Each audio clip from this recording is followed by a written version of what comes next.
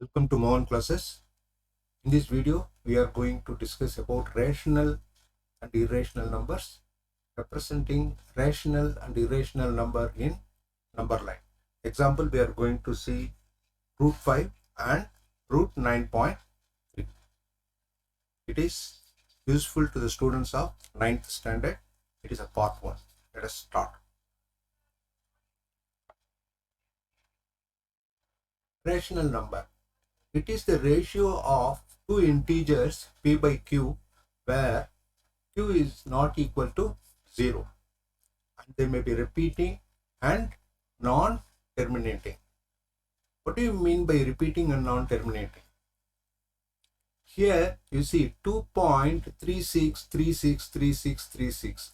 The decimal expansion is continuing as well as 36 is repeating.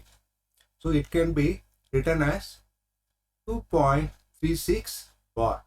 The bar 36 bar means the 36 is a repeating and non-terminating. So what about this 5.25? It is a rational number and it is a terminating rational number. Here similarly 0.365. It is also a terminating rational number. Now irrational number. Numbers that cannot be expressed as a ratio of two integers. They are not repeating and non-terminating.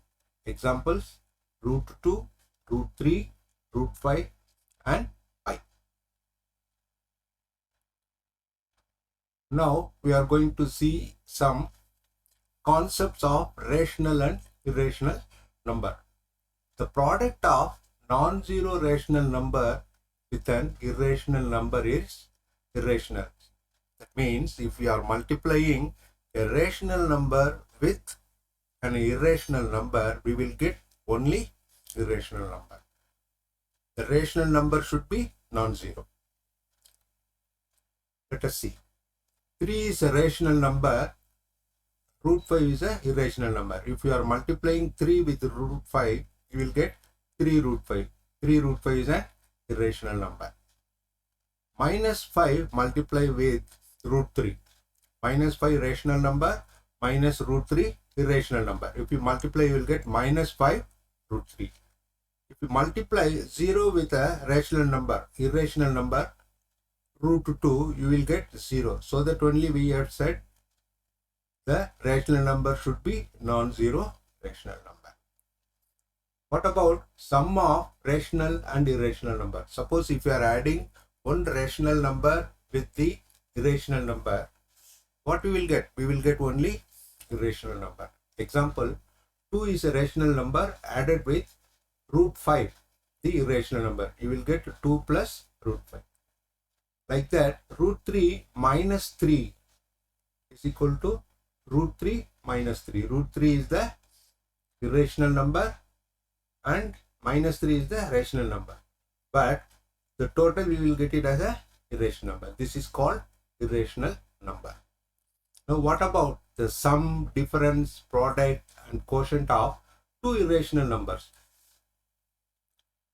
If we are adding or subtracting or multiplying or dividing two irrational numbers, it is not necessary to be a rational number. What do you mean that? See, if we are adding two irrational number, we may get irrational number or rational number. Example, root 3 plus root 5. You will get only this total will be a irrational number. 3 root 3 plus root 3. So here root 3 is common. If you take root 3 outside, you will get 3 plus 1. So total will be 4 root 3 is the irrational number. Here 3 root 3 multiply with root 3. 3. Root 3 into root 3 you will get 3. So 3 3s are 9. 9 is a rational number. So it is not necessary it should be only irrational number. Sometimes you may get rational number also. Now we are going to see some examples. So express 0.37 in the form of p by q. So 0.37 bar can be written as 0.3 7777 because the bar is on the decimal expansion of 7. So the 7 is a repeating and non-terminating decimal. So now let us take this 0.37 bar as x. Okay, so now here the decimal 77 is repeating. Before that we are having 0.3. So this 0.3 we should convert it as a whole number. So how you will convert 0.3? If you multiply with 10, you will get 3. So therefore we are multiplying this x with 10. So 10x is equal to 3.777. Now again you multiply the x with 100. So if you are multiplying this with 100, what you will get? 37.777. Now subtract this 10x from 100x. You will get 90x. What will happen? 37.777 minus 3.777. You will get 34. So now x is equal to 34 divided by 90. If you are simplifying it, you will get x is equal to 17 divided by 45. So that means it is in the form of p by q. So it is the way in which we have to do the decimal expansion with repeating and non-terminating rational number. So you should convert the decimal in the form of whole number. After that you should multiply with 10 or 100, whatever the decimal, according to the decimal we have. Okay, now let us classify 0.3796 and square root of 225. So what about this 0.3796? 0.3796 is the decimal expansion is terminated. There is no any continuation or repeating decimals. Therefore it is a rational number. It is a decimal, its decimal expansion with the terminating, it is a rational number. What about square root of 225? Square root of 225 can be written as 15 into 15. So if you take the square root outside, you get only 15. So 15 is a whole number. Any whole number we can write it as a rational number. Therefore 15 divided by 1, it is in the form of a rational number. Therefore it is a rational number. Square root of 225 is a rational number. Now how to represent square root of 9.3 on a number line? Let us take OB is 9.3 units on a number line. See why we have taken 9.3 units as a OB in number line? Because we have given 9.3 only, we have to convert it to 9.3 we have to represent on the number line. Okay, so let us take OB is equal to 9.3 units on the number line. Then take a point C such that BC is equal to 1 unit. So now mark the midpoint of OC as D. With the D as a center, draw a semicircle. After that, through B, draw a perpendicular which intersects the semicircle at E.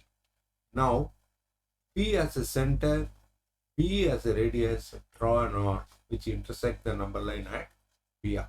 Now, BF is the required number line for us, square root of 9.3. So 9.3 can be represented like this. So BF is the representation for this square root of 9.3. It's clear? Now what about root 5? So root 5 can be written like this: square root of 2 square plus 1 square. See, any irrational number, if you want to represent in a number line, what you have to do? You have to follow the Pythagoras theorem. So we have taken 2 units in the bottom in the number line. Okay, OA we have taken 2 units, and through A draw a perpendicular to B such that AB is equal to 1 unit. After that, join OB with O as a center, draw and OB as a radius, draw an arc. That arc should intersect the number line at C. Now C is the point represents our root 5. So C represents root 5. Now root 5 we have represented on the number line. Now what about a terminated decimal? We have to represent in the number line. Here the terminated decimal is 5.765. Okay, 0.765. So it is 3 decimals.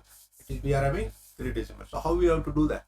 So here this 5.765 will lie between 5.7 and 5.8. So first we have to draw the number line 5.7 to 5.8. Then we have to identify where the 5.765 will come. Here 5.76 to 5.77. Between this only this 5.765 is going to come. Then we have to draw another number line with 5 for 5.76 and 5.77. Then we have to split this 5.76 to 5.77 with 5.761, 0.762, 0.763, 0.764, 0.765. Here we got this 5.765. So this is the representation of 5.765 in number line. That's it for the day. I think if you like the video, please subscribe and click the bell button and share it to your friends. Thank you.